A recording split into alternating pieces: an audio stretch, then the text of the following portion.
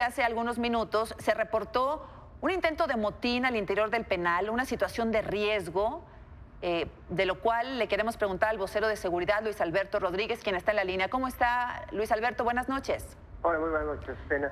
Bueno, antes que nada, sí quisiera comentar, no se trata efectivamente de un motín. Lo que sucedió básicamente es un atrincheramiento. ¿En qué sentido? En la medida que se estaba llevando a cabo precisamente este operativo de rastreo en el área de Celdas, precisamente, después de que ya se había destruido todos estos construcciones irregulares, como ya ustedes me informaron, en ese operativo de rastreo, algunos de los internos se atrincheraron y empezaron a utilizar armas y empezaron a quemar algunas de las sábanas, pero es un grupo pequeño que al final ya con la intervención de fuerzas federales y las fuerzas estatales se pudo contener esta situación de riesgo. Eso es lo que ocurrió. Estamos viendo aquí las imágenes en vivo.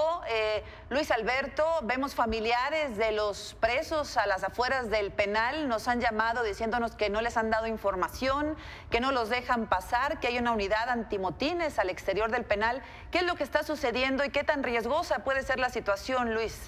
Exacto. Precisamente antes del mediodía se envió precisamente a través de la cuenta de Twitter de Vocería Seguridad de Tamaulipas, se envió una información y posteriormente se les dio difusión en el sentido de que se invitaba a los familiares a que no acudieran al penal. Hoy es día de visita precisamente en el penal y se suspendió por esta situación, más que nada por seguridad de los familiares, incluso de los propios reos.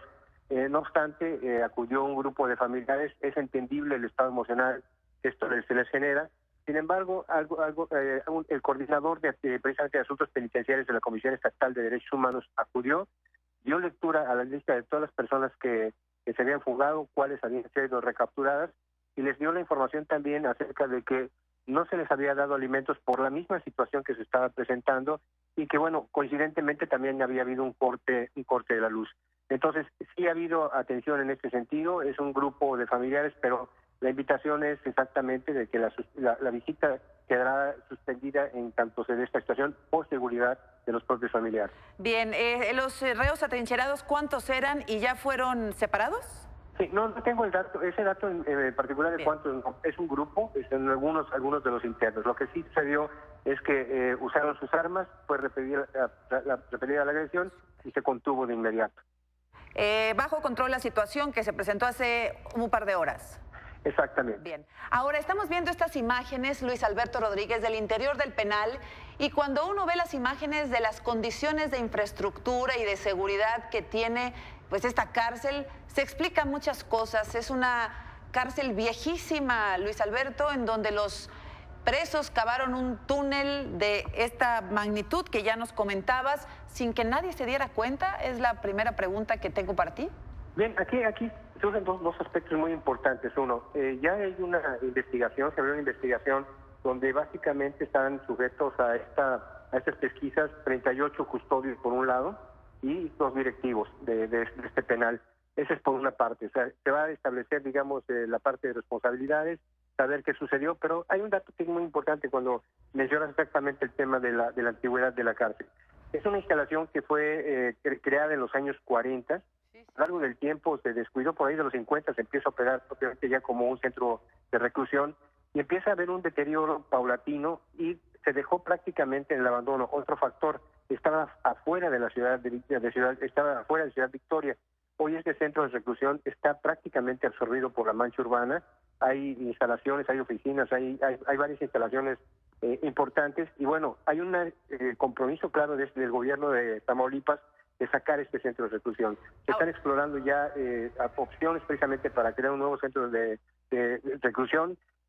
Particularmente hay uno que podría ser un penal que hace varios años se abandonó, se dejó de seguir construyendo porque ya no hubo los recursos presupuestales de la Federación, o también se está explorando la posibilidad de ubicarlo en algún otro lado, pero es una necesidad.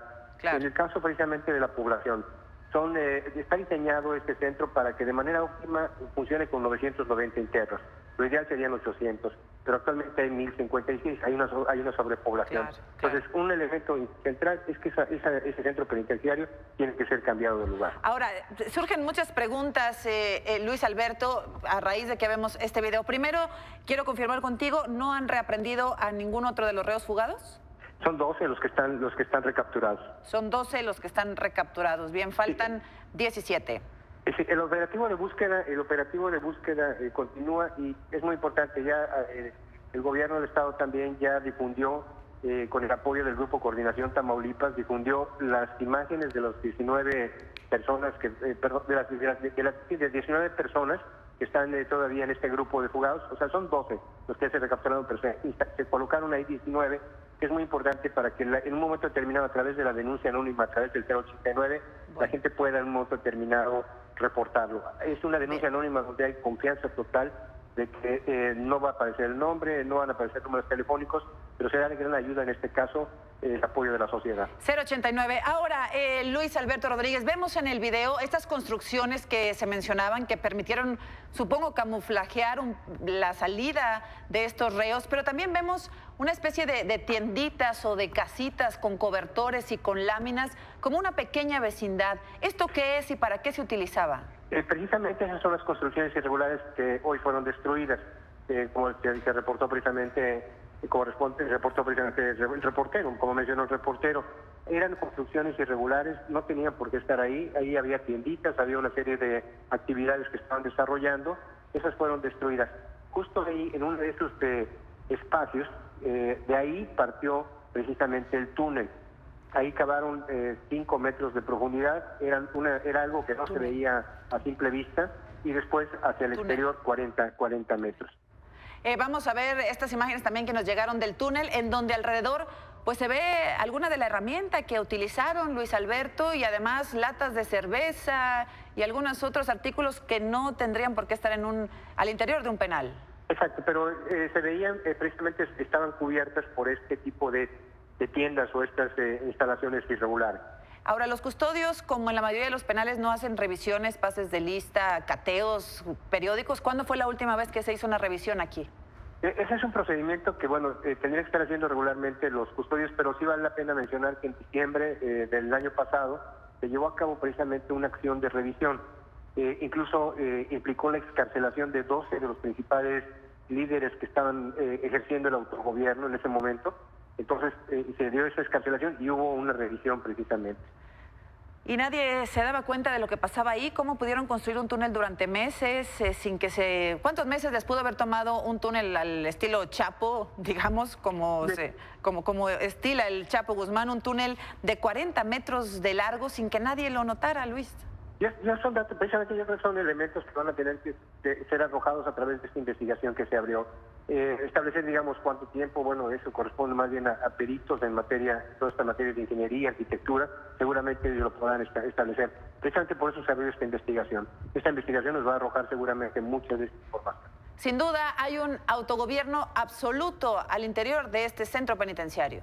Digamos que el autogobierno es una de las expresiones precisamente de un sistema penitenciario que se vino deteriorando en Tamaulipas y sobre el cual el gobierno del estado está comprometido precisamente a cambiarlo, a transformarlo.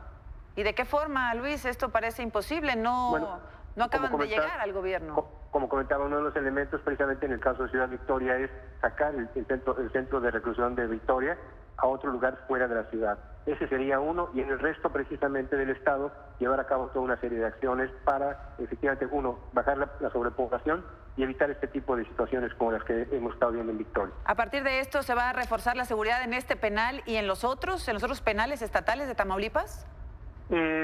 Está reforzado. Hay una estrategia que se está llevando a cabo precisamente en Ciudad Victoria. Hay una estrategia que se reforzó en materia de seguridad, precisamente para poder actuar de manera mucho más rápida y pronta. Eso es lo que permitió incluso la recaptura de varios de los fugados, y esto se va a ir haciendo paulatinamente en el resto de la entidad, en todos los municipios. En el resto de los penales, que también pues tienen un semáforo en rojo por parte de la Comisión Nacional de Derechos Humanos, el resto de los penales de Tamaulipas, en donde se tendrán que encender también las alertas. Porque ahí hay una mixtura, porque hay un problema también de fondo que no ocurre solamente en Tamaulipas, sino en el resto del país.